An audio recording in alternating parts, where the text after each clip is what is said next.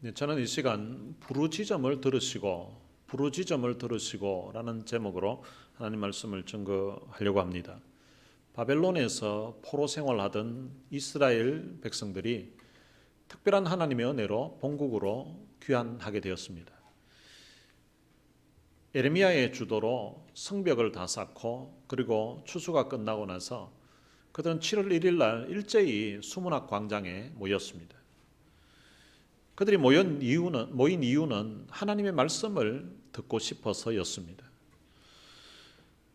왜 이들이 하나님의 말씀을 듣고 싶어서 일제히 온 백성들이 다 모였을까? 그것은 그들의 영적인 목마름을 느꼈기 때문입니다. 이들이 집이 없을 때에는 집만 있으면 다 평안하고 다 행복할 줄로 그렇게 생각했습니다. 그리고 경제적인 어려움이 있을 때는 양식만 있으면 먹고 사는데 걱정만 없으면 행복할 줄로 그렇게 기대하고 있었습니다. 그런데 집 문제도 해결되고 성벽도 쌓고 거기에다가 곳간에 양식도 가득 찼는데 그런데 마음 한구석에 답답한 것은 사라지지 않았던 것입니다. 그래서 그들이 하나님의 말씀을 듣고자 하여서 수문학 광장에 일제히 모였습니다. 학사 에스라를 초청하여서 하나님의 말씀을 오전 6시부터 정오까지 6시간 동안 말씀을 들었는데 말씀 들으면서 그들 마음에 깨달음이 일어나기 시작했습니다. 그런데 말씀 깨닫게 되면서 그들이 살아왔던 삶을 돌아보게 되고 그러면서 한 사람 두 사람 시작해서 모든 사람이 다 울게 되었습니다. 말씀 들으면서 눈물로 참 예배를 드리고 그러면서 하나님의 은혜를 경험하면서 이전에 느끼지 못했던 기쁨과 큰 즐거움을 그들이 경험하게 되었습니다.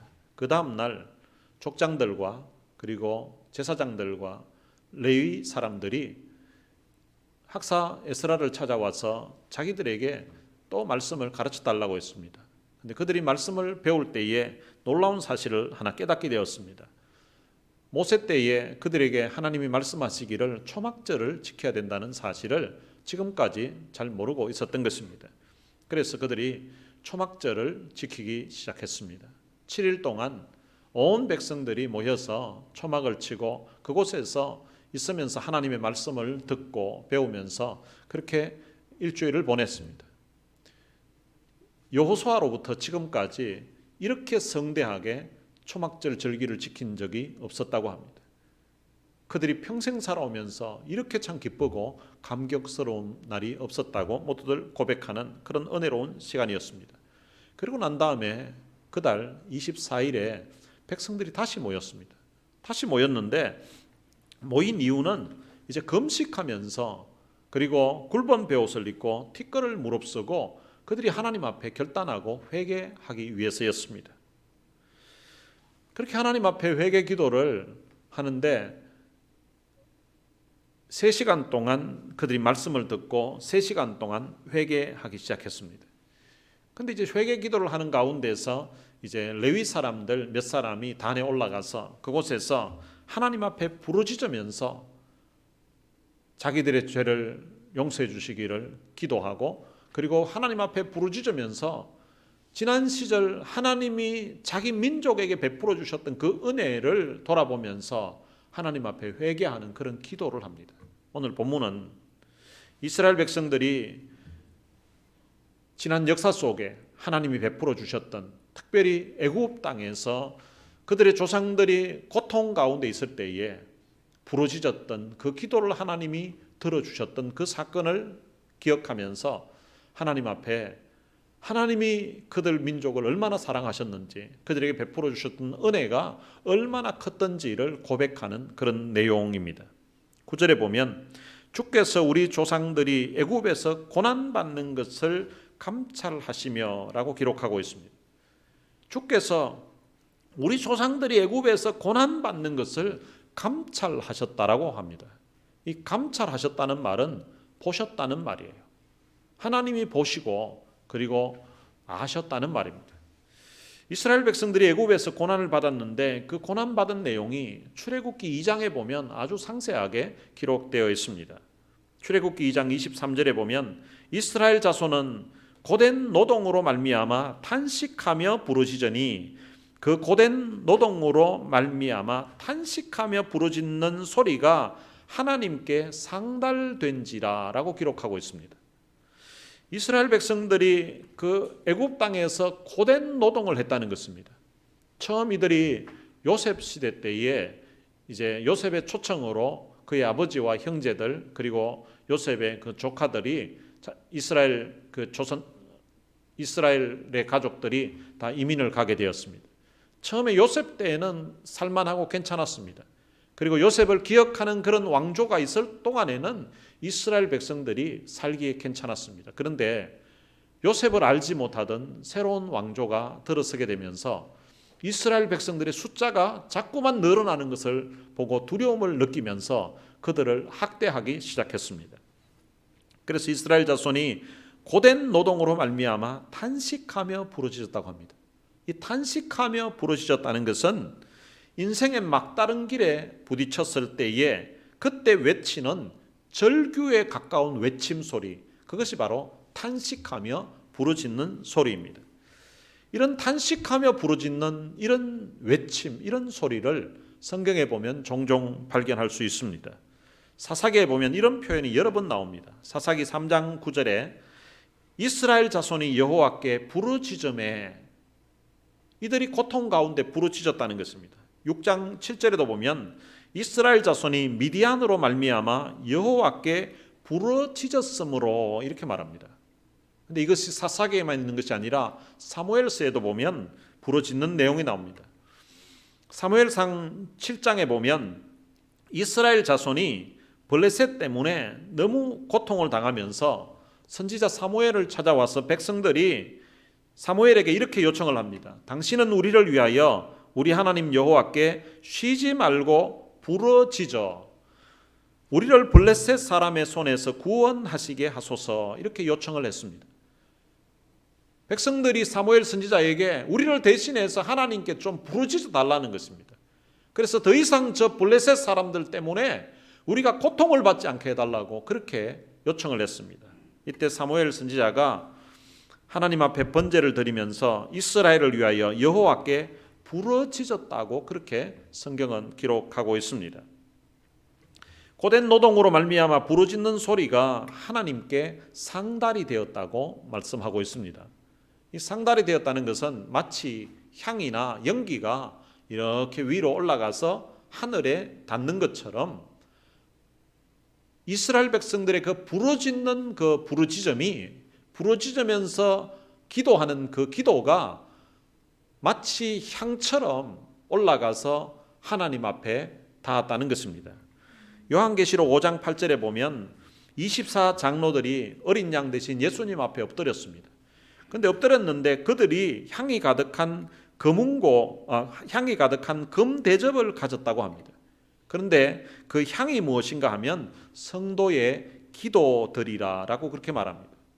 성도들이 외치면서 성도들이 안타까운 심정으로 부르짖는 그 기도가 마치 하나님에게는 향처럼, 아주 향이 좋은 향처럼 하나님 앞에 상달이 되어서 천국의 그 금대접에 성도들의 기도를 담았는데 그게 향이 난다는 것입니다.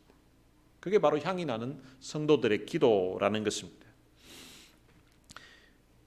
그렇게 하나님 앞에 상달되었을 때에 그 다음 절에 보면 하나님이 그들의 고통 소리를 들으시고, 그렇게 부르짖었던 그 기도를 하나님께서 들으셨다는 것입니다.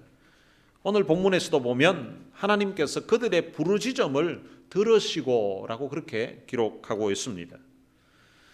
그런데 하나님께서 이 부르짖음을 들으시고 고통 소리를 들으시고 그리고 하나님이 기억하신 것이 있습니다. 기억하신 일이 있는데 그것이 무엇인가 하면 출애굽기 2장 24절에 보면 하나님이 아브라함과 이삭과 야곱에게 세운 그의 언약을 기억하사, 이렇게 말합니다. 이스라엘 백성들이 애굽에서 그 고난 가운데, 고통 가운데 하나님 앞에 절규하면서 부르짖었더니 하나님께서 그것을 들으시고, 오늘 본문식으로 표현하면 그 앞부분에는 감찰하시고 그들의 고통을 아시면서 그들의 부르짖음을 들으신 다음에 하나님이 기억이 나신 것이 있다는 것입니다. 기억하신 것이. 그것이 무엇인가 하면 아브라함과 맺었던 그의 언약을 기억했다는 것입니다. 창세기 15장에 보면 하나님이 아브라함과 맺었던 언약의 내용이 기록되어 있습니다. 그 당시 고대 근동 지역에서는 언약을 체결할 때에 짐승을 쪼개놓고 언약 당사자가 그 쪼개진 짐승 사이를 지나가게끔 했습니다. 그 의미는 만약 우리가 언약을 세우는데 지금 계약을 하는데 이 계약을 누군가 파괴하게 되면 이 짐승이 쪼개진 것처럼 나를 이렇게 죽여도 괜찮다고 자기 목숨을 내걸고 이제 그 언약을 하는 것입니다. 그런데 창세기 15장 17절에 보면 이렇게 기록되어 있습니다. 해가 져서 어두울 때에 연기 나는 화로가 보이며 타는 횃불이 쪼갠 고기 사이로 지나더라. 짐승을 쪼개놓고 아브라함이 어떤 일이 일어나는가 보고 있는데, 그런데 이제 어두워질 때에 그때에 타는 횃불이, 이 타는 횃불은 바로 하나님을 상징합니다. 하나님이 그 쪼개진 고기 사이를 하나님이 지나가셨다는 것입니다. 사실은 하나님이 그렇게 지나가시면 아브라함도 벌떡 일어나가지고 자기도 그 사이를 지나가야 그게 이제 일반적인 계약 당사자가 지나가는데, 근데 아브라함은 그것을 보고만 있었고 하나님이 홀로 지나가신 거예요. 하나님이 지나가시고 나서 아브라함을 불러가지고 야 너도 이리 와 이렇게 지나가라고 하지 않았습니다. 그 의미는 하나님이 책임지겠다는 것입니다. 하나님이 목숨 걸고 책임지겠다는 거예요. 이 계약이, 이 언약을 하나님이 책임지고 이루겠다는 것입니다. 이스라엘 백성들이 부르짖는 그 기도를 들으시고 하나님께서 그 부르짖는 그 시대로 보면 약 650년 전에 그들의 조상 아브라함과 창세기 15장에서 맺었던 그 언약을 하나님이 기억하셨다는 거예요. 여기서 기억했다는 것은 우리 사람들이 보통 갑자기 뭔가 기억나는 것처럼 잊어버렸던 것을 기억했다는 그런 의미가 아닙니다. 이것은 늘 염두에 두고 있었던 일을 마침내 실행에 옮긴다는 그런 의미를 이렇게 표현한 것입니다. 출애굽기 2장 25절에서는 하나님이 이스라엘 자손을 돌보셨고 하나님이 그들을 기억하셨더라라고 기록하고 있습니다. 그러니까 하나님이 언약을 기억해서 그 이스라엘 자손들을 돌보아 주셨다는 것입니다. 이 돌보셨다는 말의 의미는 자세히 살피시고 돌보아 주셨다는 것입니다. 그런데 이 돌보셨다는 이 단어가 창세기 50장에 보면 요셉이 그의 생애 마지막에 이제 임종을 하기 직전에 자기 형제들과 이스라엘 자손들에게 2번씩이나 이 돌보셨다는 단어를 표현합니다. 그의 형제들에게 그리고 이스라엘 자손들에게 이제 유언으로 말하면서 하나님이 당신들을 돌보실 것이라고, 그리고 이곳에서 인도해 내어서 아브라함과 이삭과 야곱과 맹세하셨던 그 땅으로 인도하실 것이라고 이렇게 말을 하고 그의 생애를 마치게 됩니다. 요셉은 자기 인생을 돌아보면서 하나님이 자기 인생을 돌보셨다는 것을 경험적으로 알고 있습니다. 그래서 지금까지는 자기가 힘이 있으니까 이스라엘 그 아버지의 형제들 그리고 이스라엘 자손들을 자기가 돌봐주었지만, 그러나 자기가 이 땅을 떠나더라도 하나님이 친히 당신들을 돌보실 것이라고, 그리고 이곳에서 인도해 내어서 아브라함과 이삭과 야곱에게 맹세하셨던 그 땅으로 인도하실 것이라고 그렇게 말하고 있는 것입니다. 요셉은 자신의 한평생을 돌아볼 때에 하나님이 돌봐주셨음을 너무나 잘 알고 있습니다. 자기가 17살 때에 의복 형들에 의해서 죽을 뻔하고 구덩이에 빠졌을 그때에 그 구덩이에서 건져내셨던 분이 하나님이라는 사실을 알고 있습니다. 보디발의 집에 종으로 팔려가서 그곳에서 총무로 되어서 인정받을 그때까지도 옆에서 하나님이 돌봐주셨다는 것을 그는 알고 있습니다. 그리고 억울한 누명으로 감옥에 가게 되었을 때 떡 맡은 관원장과 술 맡은 관원장의 그 꿈을 해석할 수 있는 그런 능력을 주신 분이 하나님이라는 것을 그는 알고 있습니다. 그리고 감옥에서 자기를 이끌어내어서 애굽의 총리가 되게 하셨던 분도 하나님이라는 것을 알고 있습니다. 그리고 형들을 다시금 만나게 하시고, 그리고 아버지를 다시 만나게 하시고, 오늘까지 인도하셨던 분이, 돌보셨던 분이 바로 하나님이라는 것을 그는 알고 있는 것입니다. 그래서 자기를 지금까지 인도하셨던, 돌보셨던 그 하나님이 바로 그 형들과 그리고 이스라엘 자손들을 계속해서 돌보실 것이라고, 걱정하지 말라고 하면서 유언으로 말을 한 것입니다. 이스라엘 백성들을 하나님이 돌보신 이유가 있는데, 그 이유는 바로 아브라함과 이삭과 야곱과 맺은 그 피의 언약 때문이었습니다. 언약 백성이 하나님 앞에 부르짖으면서 기도하면 하나님께서는 그 기도를 들으시고 응답해 주시는 것입니다.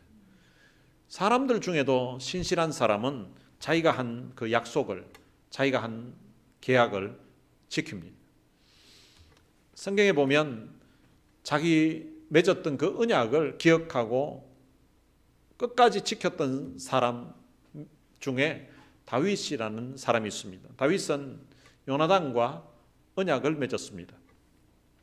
비록 요나단의 아버지 사울은 다윗을 죽이려고 했었지만 이 요나단과 다윗은 피로 언약을 맺은 거예요. 마치 이 짐승을 쪼개고 두 사람이 지나가면서 우리는 목숨 걸고 우리 서로 사랑하고 목숨 걸고 서로를 돌보면서 그렇게 변치 말자고 언약을 했던 것입니다. 그런데 이제 사울왕과 이 요나단이 전쟁에서 다 죽게 됩니다. 그래서 사울의 왕가는 다 망하게 되고, 그리고 세월이 지나서 다윗이 이스라엘의 왕이 되었습니다.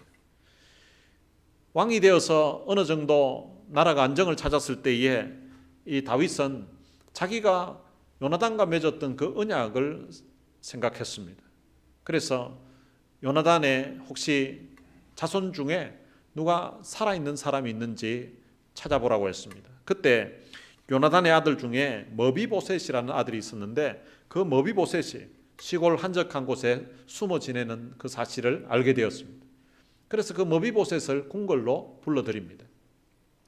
이 머비보셋은 궁궐로 오면서 그는 두려워서 이제 다윗 왕 앞에 벌벌 떨고 있습니다. 왜냐하면 그의 할아버지 사울 왕이 이 다윗을 죽이려고 10여 년을 미친 듯이 군사를 풀고 해서 이 다윗을 죽이려고 했다는 사실을 아마 전해 들었기 때문이었을 것입니다.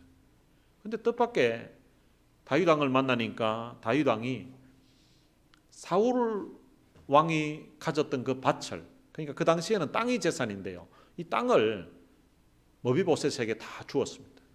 그리고 왕자 중에 하나처럼 다윗 왕이 먹는 그 왕의 식탁에 앉아서 늘 식사하도록 그렇게 했습니다. 이렇게 했던 그 이유가 있는데, 그것은 바로 그의 아버지 요나단과 맺었던 그 피의 언약 때문이었던 것입니다. 사무엘하 12장 7절에 보면 이런 말씀이 있습니다. 다윗과 사울의 아들 요나단 사이에 서로 여호와를 두고 맹세한 것이 있으므로, 바로 이 맹세한 것이 피의 언약을 이야기하는 것입니다. 왕이 사울의 손자 요나단의 아들 머비보셋을 아끼고, 이렇게 기록하고 있습니다. 사실은 이때에 이제 이 머비보셋, 사울의 자손 중에서 이제 몇 명을 죽여야 되는 그런 상황이었는데, 그 가운데 이 머비보셋을 다윗 왕이 아꼈다는 거예요. 죽을 상황에서 죽이지 않도록 돌봐 주었다는 것입니다. 이렇게 돌봐 주었던 그 이유가 그의 아버지 요나단과 맺었던 피의 언약 때문이라는 것입니다. 피의 언약 때문에 이 다윗이 요나단의 아들 머비보셋을 아꼈다는 것입니다. 하나님께서도 마치 이 다윗이 머비보셋을 아꼈던 것처럼 그의 언약 백성들을 아끼시고 사랑하십니다. 얼마나 아끼시는가 하면 이사야 46장 3절과 4절에 보면 이렇게 기록하고 있습니다. 야곱의 집이여, 이스라엘 집에 남은 모든 자여, 내게 들을지어다. 배에서 태어남으로부터 내게 안겼고 태에서 남으로부터 내게 업힌 너희여, 너희가 노년에 이르기까지 내가 그리하겠고 백발이 되기까지 내가 너희를 품을 것이라. 내가 지었은적 내가 업을 것이요 내가 품고 구하여 내리라. 하나님께서 야곱의 후손들, 즉 언약 백성들을 어머니의 그 배에서 태어날 그때부터 하나님이 안으시고 품으시고 때로는 업으시고 하나님께서 백발이 될 때까지 품고 가시겠다고, 품으시겠다고 그렇게 약속하고 있다는 사실입니다.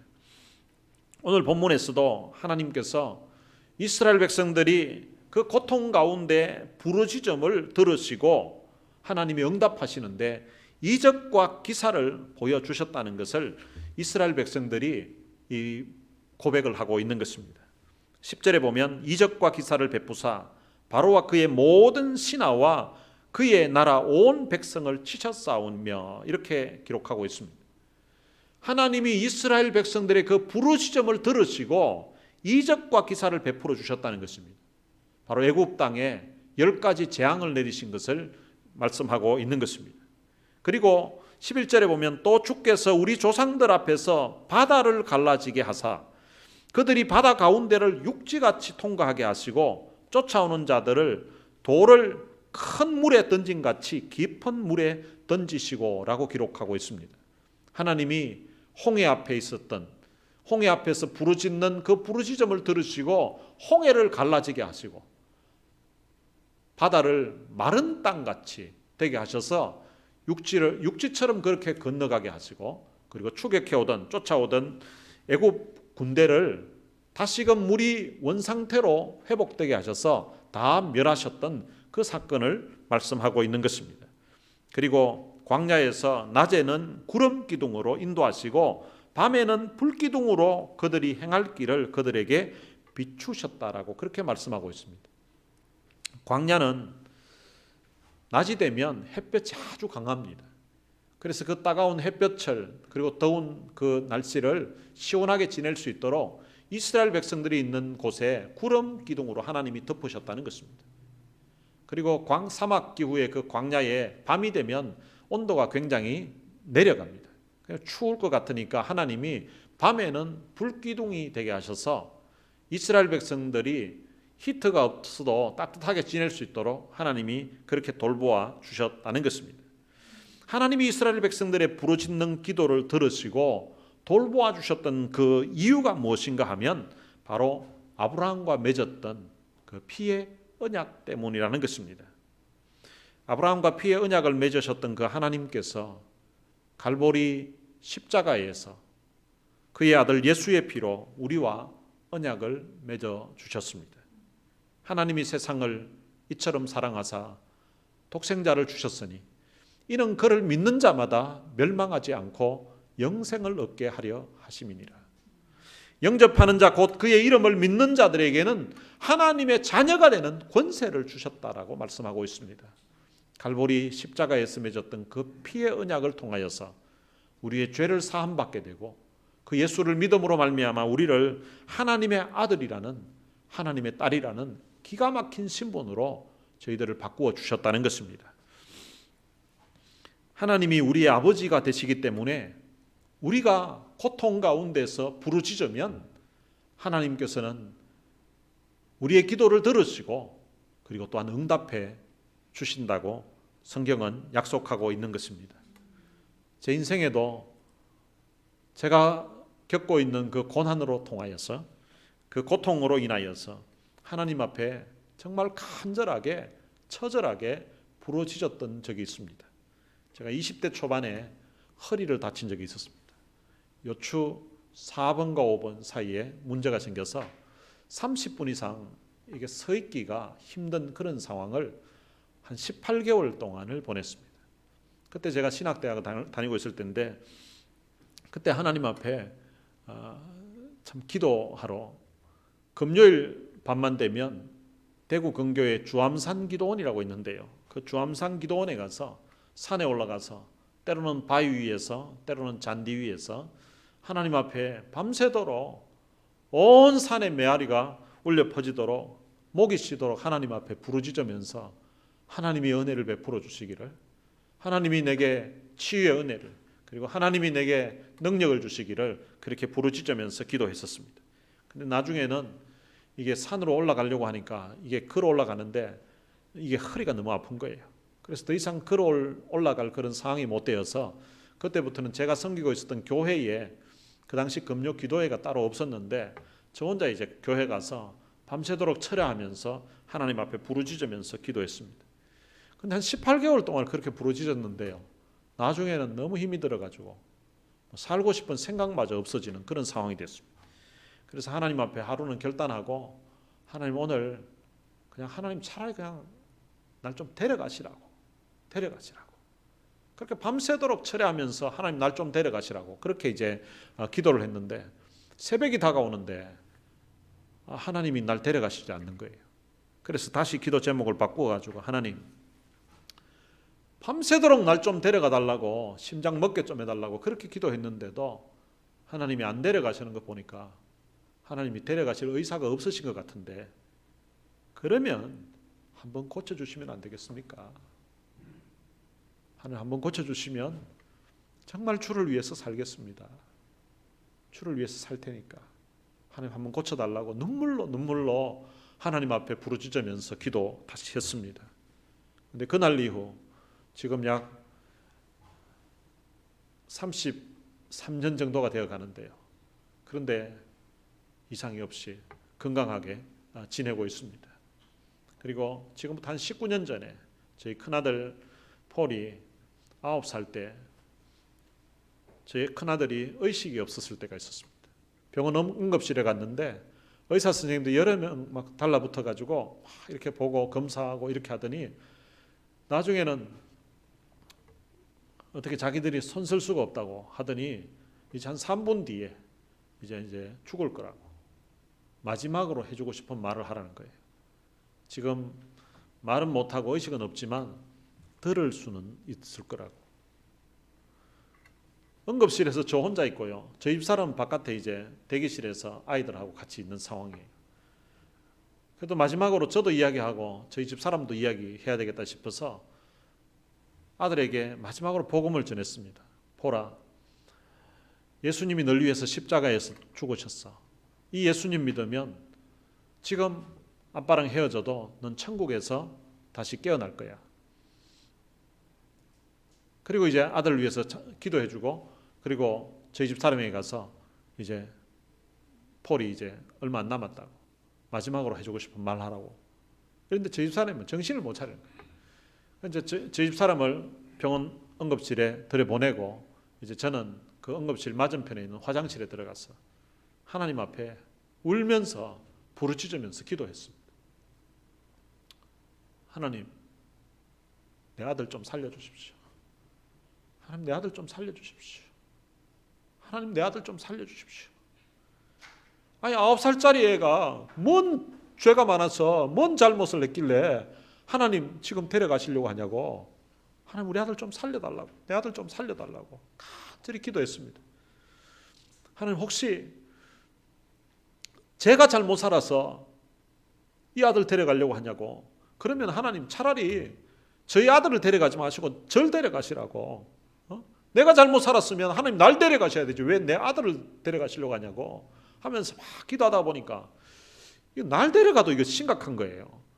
저희 집 사람이 애 셋 데리고 이거 어떻게 살아갈 건가 생각하니까 하나님이 날 데려가도 이게 좀 심각한 것 같아요. 그래서 다시 이제 기도 제목을 바꿔가지고, 하나님 진짜 날 데려가라는 말이 아니고 하나님 어떻게 좀 살려달라고 하나님 하는 거라고. 하나님 좀 살려달라고, 우리 아들 좀 살려달라고 울면서 하나님 앞에 눈물로 기도했습니다. 눈물과 콧물이 범벅이 돼가지고 그 화장실에서 하나님 앞에 부르짖으면서 기도를 하다가 나중에 이제 한참 시간이 지나서 이제 바깥에 나가 봤더니 아직 살아있는 거예요. 그리고 시간이 좀 지나고 나더니 의사 선생님이 자기들은 어떻게 할 방법이 없다고, 그래서 이제 어린이 전문병으로 옮기라고 하는 거예요. 어린이 전문병으로 옮기고, 그리고 이제 그곳에서 이제 가서 의식을 잃었을 그때부터 24시간 동안 의식이 돌아오지 않았습니다. 밤새도록 하나님이 은혜를 베풀어 주시기를 기도하고 눈물로 하나님의 은혜를 구했었는데, 그런데 그렇게 부르짖으면서 눈물로 기도했더니 24시간 만에 아들의 의식이 정상으로 돌아오게 되었던 것입니다. 우리가 하나님 앞에 부르짖으면 이스라엘 백성들이 애굽에서 고통당하면서 부르짖었을 때에도 하나님은 들어주셨고, 지금도 우리가 하나님 앞에 눈물로 하나님의 은혜를 구하고 하나님께 부르짖으면 하나님은 여전히 살아계셔서 어제나 오늘이나 영원토록 동일하신 그 하나님이 우리의 기도를 들으시고 응답해 주신다는 사실을 기억하시기를 바랍니다. 사랑하는 성도 여러분, 혹시 여러분들의 삶에 여러분들의 힘으로, 여러분들의 노력으로, 능력으로 해결되지 않는 그런 문제가 있습니까? 그런 문제를 가지고 잠 못 이루고 두려워하고 걱정하지 마시고, 그 두려워하는 그 문제를, 해결되지 않는 그 문제를 기도 제목으로 삼아서 하나님 앞에 부르짖어 보시기를 바랍니다. 그러면 그 하나님께서 오늘 우리의 아버지가 되시기 때문에 우리의 기도를 들으시고 응답해 주실 것입니다. 때때로 제가 인생을 살아오면서 어떤 때는 내 잘못으로 이 문제를 해결하지 못하고 내 잘못으로 벌어진 그런 문제를 당하면서 그런 문제 때문에 힘들어할 때도 있었습니다. 그때 어떤 때는 기도하려고 하니까 면목이 없는 거예요. 왜냐하면 내가 사고를 치고 내가 잘못으로 이런 문제가 발생했으니까. 근데 그때에도 면목 없지만 하나님 앞에 이렇게 기도합니다. 하나님, 회개할 것 다 회개하고 그 다음에 이제 하나님 앞에 기도하기를, 하나님, 제가 새 아이의 아빠인데, 새 아이의 아버지인데, 우리 애들이 뭘 실수를 하고 우리 애들이 뭐 잘못해도 제가 아버지이기 때문에 다 수습하고 제가 다 해결합니다. 하나님이 저의 아버지 아니십니까? 내가 비록 잘못했더라도 도와줄 분이 아버지밖에 없는데, 의지할 분이 아버지밖에 없는데 아버지가 어떻게 해결해 줘야 되지 않겠습니까? 면목 없지만, 염치 없지만 하나님이 해결해 주지 않으면 어떻게 해결할 길이 없습니다. 하나님이 좀 도와주십시오. 아니, 하나님이 좀 살려주십시오 라고 그렇게 눈물로 하나님 앞에 부르짖으면서 기도하면 하나님은 그때마다 그 기도를 들으시고 응답해 주시고 해결해 주셨던 것입니다. 이런 역사가 여러분들의 기도 제목에도 있게 되시기를 주님의 이름으로 축복합니다. 오늘 들은 말씀 생각하면서 같이 찬양을 한 곡 부르겠습니다. 사랑합니다, 나를 자녀 삼으신 주. 사랑합니다, 나를 자녀 삼으신 주. 내가 하나님의 자녀가 되었다는 이 사실이 얼마나 감사하고 얼마나 행복한지 모릅니다. 저희 딸 지혜는 자기가 제게 아빠의 딸이라는 그 사실이 하나님이 자기 인생에 주신 가장 큰 축복이라고 그렇게 파더스데이에 제게 글을 써서 보내왔습니다. 여러분, 이 땅에서 때로는 자녀들도 어떤 때는 자기 부모님이 참 너무 좋아서 그 아빠의 딸이라는 사실이, 엄마의 딸이라는 사실이, 그것이 자기 인생에 하나님이 주신 큰 축복이라고 한다면, 여러분, 우리가 하나님의, 전능하신 하나님의 자녀가 되었다는 이 사실이 얼마나 감사한지 모릅니다. 근데 더 감사한 것은 내 부르짖음 들으시고, 내 부르짖음 들으시고 감싸 주시는 그분이 바로 우리의 아버지가 되신다는 이 사실이 얼마나 감사한지 모릅니다. 오늘 들은 말씀 생각하면서 함께 이 찬양 부르시겠습니다.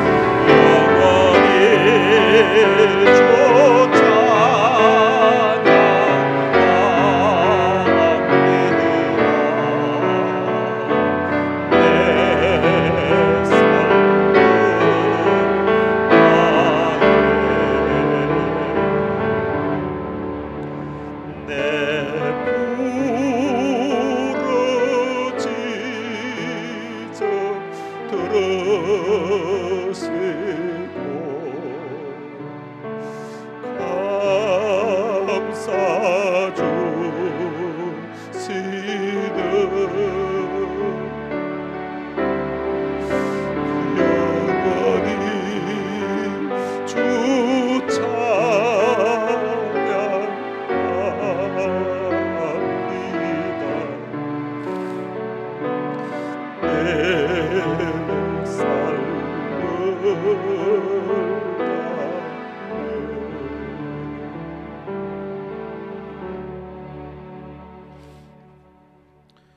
여러분들은 지금까지 살아오면서 고통 가운데, 고난 가운데 여러분들의 힘으로 해결할 수 없을 그런 절망적인 상황일 때 하나님 앞에 부르짖으면서 하나님 앞에 눈물로 하나님의 은혜를 구하며 하나님의 도움을 구했던 적이 없었습니까? 그때 여러분들의 기도를 들으시고 응답해 주셨던 하나님의 은혜를 혹시 잊어버리고 살았지는 않았습니까? 지나왔던 우리의 삶을 한번 돌아보면서 내 부르짖음 들으시고 응답해 주시고 감사 주셨던 그 하나님의 은혜를 생각하면서 이 시간 감사의 기도를 같이 먼저 드렸으면 좋겠고요. 그리고 지금도 고통 가운데 해결되지 않는, 아니 해결할 수 없는 그런 문제 가운데 있다면 그 문제를 놓고서 그 문제를 기도 제목으로 삼아서 이 시간 같이 한번 부르짖으면서 기도했으면 좋겠습니다. 그리고 하나님이 우리의 삶에 너무 풍성한 은혜를 주셔서 나는 지금 너무 행복하고 해서 부르짖을 기도 제목이 없다면 캄보디아에서 아들 때문에 하나님의 응답이 더뎌서 우울해지기도 하고 있다는 김창훈 선교사님과 정기순 사모님을 위해서 그의 아들 김성교, 하나님 시력이 다시금 좀 회복되게 해달라고, 바디메오의 그 소경의 눈을 뜨게 해주셨던 주님의 능력으로 다시금 좀 볼 수 있게 해달라고 같이 한번 부르짖으면서 한번 기도했으면 좋겠습니다. 다 같이 통성으로 기도하시겠습니다. 살아계신 아버지 하나님, 은혜를 감사합니다. 하나님의 특별한 은혜 속에 하나님의 선택을 받아서 하나님의 귀한 자녀가 되게 해주신 것 참으로 감사합니다. 우리가 하나님의 자녀가 될, 우리 속에 아무런 근거가 없고 우리 속에 아무런 자격 없는 사람들인데 하나님이 갈보리 십자가에서 그의 아들 예수 그리스도와 맺었던 그 피의 언약을 하나님이 기억하셔서 그 피의 언약으로 인하여서 우리들을 하나님의 귀한 자녀로 삼아주신 것 참으로 감사합니다. 하나님의 자녀 되어서 이 땅을 살아가는 동안에 우리 힘으로 감당할 수 없고 내 힘으로 어떻게 해결할 수 없었던 그런 답답하고 절망적인 그런 인생의 막다른 길에 있을 때에 하나님, 그때 하나님을 찾고 하나님 앞에 하나님의 은혜를 구하고 하나님의 도우심을 구하며 하나님 앞에 부르짖었던 하나님, 우리 기도를 들으시고 응답해 주셨던 너무나 좋으신 하나님 아버지, 하나님 참으로 감사합니다. 근데 그 하나님의 사랑으로 인하여서, 하나님의 은혜로 인하여서 내 가슴에 말로 표현할 수 없는 평안함과 하나님의 은혜로 말미암아 세상이 알지 못하는 그런 기쁨과 행복을 맛보게 하셨는데 하나님,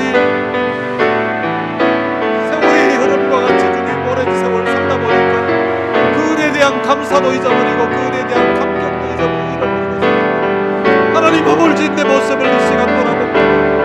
하나님, 이스라엘 백성들이 지난달 받았던 은혜가 너무 부족합니다. 출애굽을 통하여서 그들에게 베풀어 주셨다. 말로 영언할 수 없는 그런 놀라운 은혜를 받았음에도 불구하고 하나님의 은혜를 잊어버리고 하나님의 사랑을 잊어버리고 살았던 그런 허물 많았던 그런 이스라엘 백성들처럼 나도 하나님의 은혜를 저버리고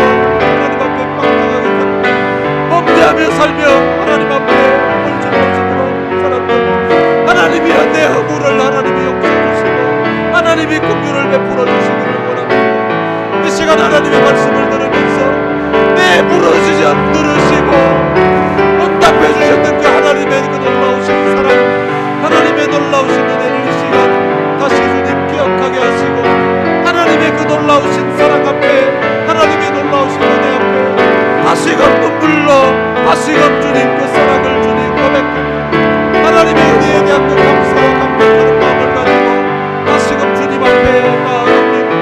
하나님이 감사합니다. 하나님 지금도 해결할 수 없는 문제를 주님 가슴에 안고, 하나님 그 문제 때문에 잠 못 이루고 있고, 그 문제 때문에 주님 고통 가운데 있는 이들입니다.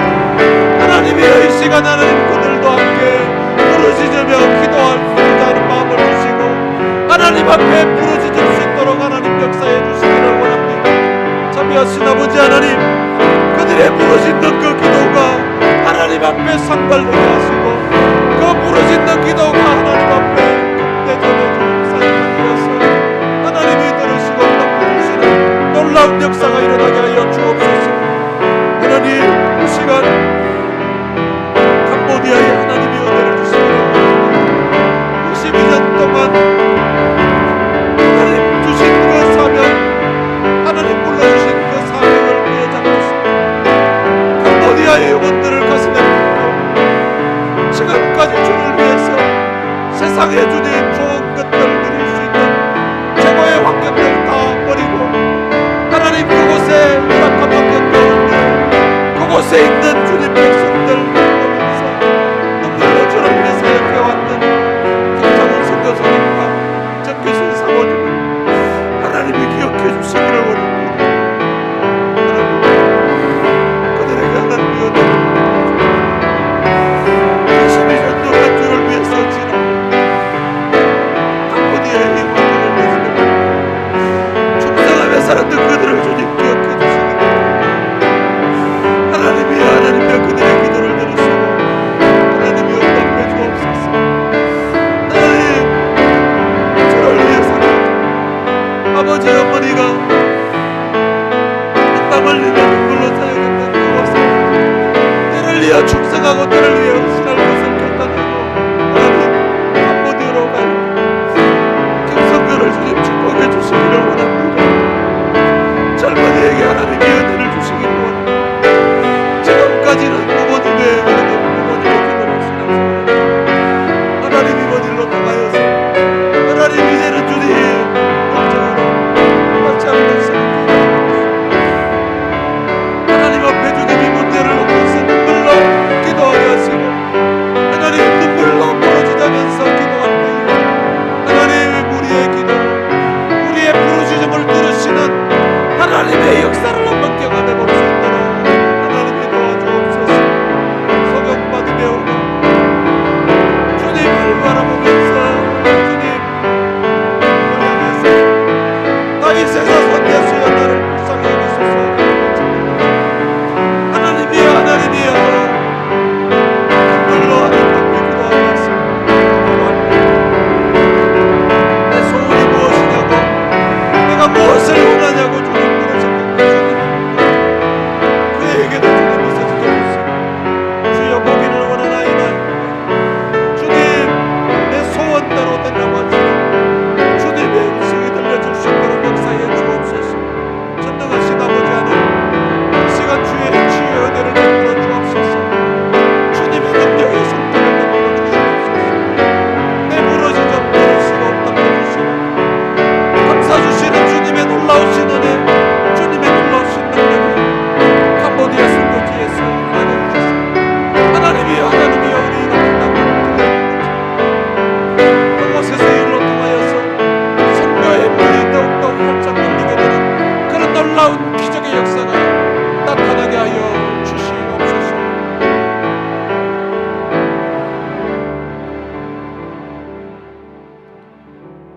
하나님 아버지, 은혜를 감사합니다. 애굽에서 고통 가운데 부르짖었던 이스라엘 백성들의 기도를 들으시고 아브라함과 맺었던 언약을 기억하사 그들을 돌보셨던 그 하나님께서 하나님의 특별한 은혜 가운데 저희들을 하나님의 귀한 자녀로 삼아 주셨고, 우리의 인생 여정 동안 우리의 힘으로 감당할 수 없었던 그런 어려운 일을 당했을 때에 하나님 앞에 부르짖으면서 기도하게 하셨던 것 감사합니다. 그리고 갈보리 십자가에서 맺었던 피의 언약 때문에 우리의 기도를 들으시고 응답해 주셨던 그 좋으신 하나님 은혜를 진심으로 감사합니다. 하나님, 우리의 기도를 들으시고 응답해 주셨던 이 놀라운 은혜를 지금까지 잊어버리고 살았던 우리의 허물진 모습들을 주님 용서해 주시고, 그 은혜에 대한 감사와 감격이 다시금 우리의 가슴을 뜨겁게 만들게 해주시고, 그래서 그 뜨거운 열정으로, 뜨거운 사랑하는 마음으로 남은 삶을 주를 위해 살아갈 수 있도록 은혜를 베풀어 주옵소서. 특별히 캄보디아에서 아들 때문에 하나님 앞에 참 눈물로 기도하고 안타까운 심정으로 부르짖으며 기도하고 있는 김창훈 선교사님과 정기순 사모님을 주께서 이 시간 기억해 주시기를 원합니다. 지난 22년 동안 얼마든지 우리처럼 좋은 환경 가운데 살 수 있었던 사람들인데, 주님의 명령 순종하여서 캄보디아 영혼들을 가슴에 품고 그 열악한 환경에서 지난 22년 동안 충성하며 헌신했던 선교사님 네 분의 그 수고를 주께서 기억하시고 그 아들에게 은혜를 베풀어 주시기를 원합니다. 그 아들 선교를 주님 축복해 주옵소서. 젊음을 그의 아버지와 어머니가 평생을 사역했던 그 선교지에 대를 이어서 사역하고자 그곳에 돌아갔는데, 하나님이여, 하나님이 은혜를 베풀어 주셔서 이번에 하나님의 능력을, 하나님의 기적을 한번 경험할 수 있도록 축복해 주옵소서. 우리 주 예수 그리스도의 은혜와 하나님의 무한하신 사랑과 성령님의 위로교통 충만하심이 부르짖음을 들으시는 그 하나님의 은혜에 감사해서 남은 삶을 주를 위해 살 것을 마음에 다짐하고 결단하는 주의 귀한 자녀들 머리머리 위에 이제로부터 영원토록 함께 있을지어다. 아멘.